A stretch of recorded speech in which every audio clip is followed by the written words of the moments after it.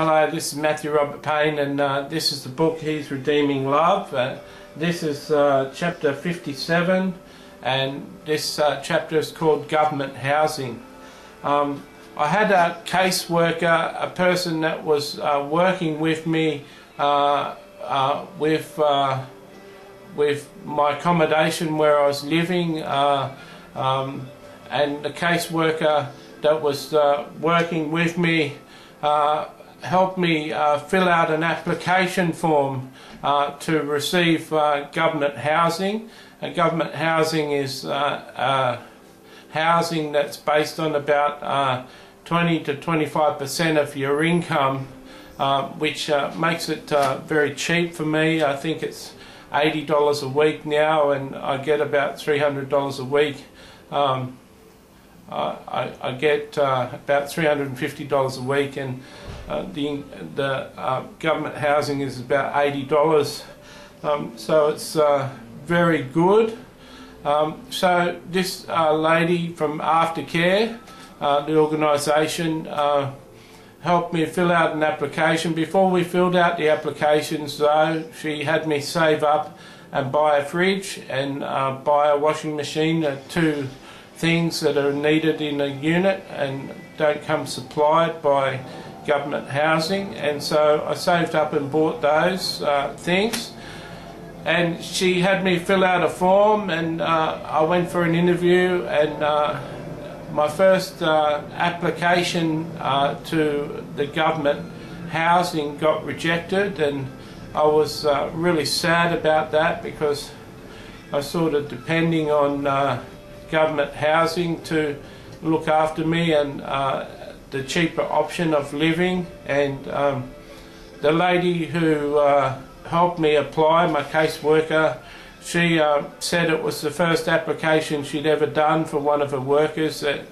one of her clients that had ever got rejected. And she knew the people in Department of Housing, and she had a worker in the Department of Housing that she was close to.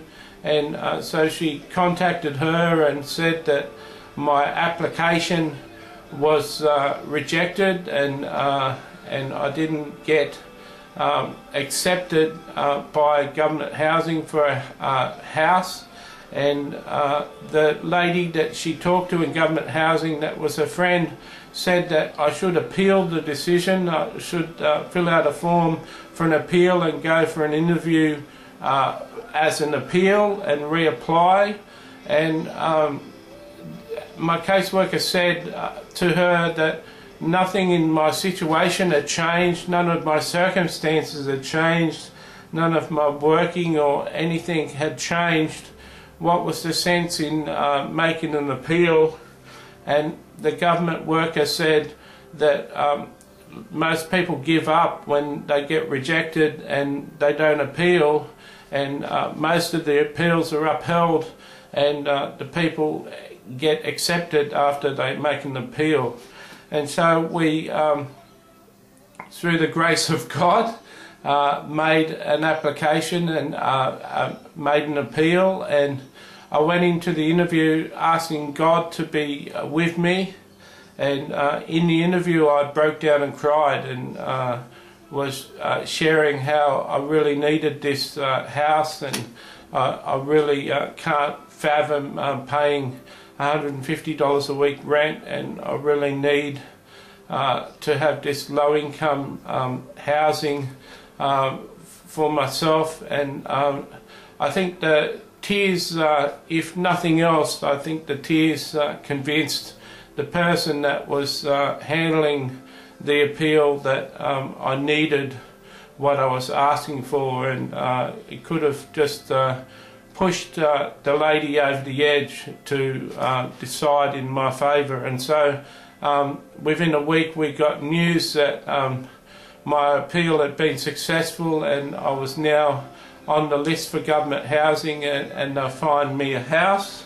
And I went on a trip to my parents' house, and I was at my parents' house in Coffs Harbour when we got a phone call saying that they found me a house in Croydon, in Sydney's inner west, and it was about a 20-minute train ride from the centre of the CBD in Sydney, and it was a nice leafy quiet suburb that I got a house, and we came down.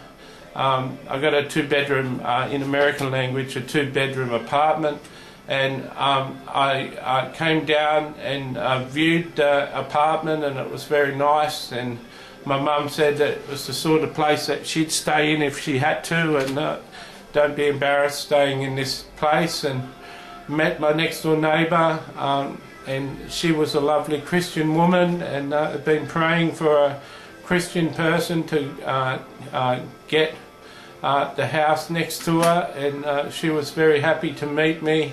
And so I moved my things in with my parents, and was able to sleep in a new bed given to me by charity, by the Catholic Church, charity run by the Catholic Church, and I was very happy that they supplied me with something to sleep in, and a cupboard, and some things, a table and chairs that I've still got to this day, 10 years later. And so it seems that to my life of prostitution, addiction, and sex workers and dirty massages, and all these sorts of ways that I expended my income and spent my income on things that were wasteful, things that were a waste of my time and effort, trying to dull the pain that was in my heart.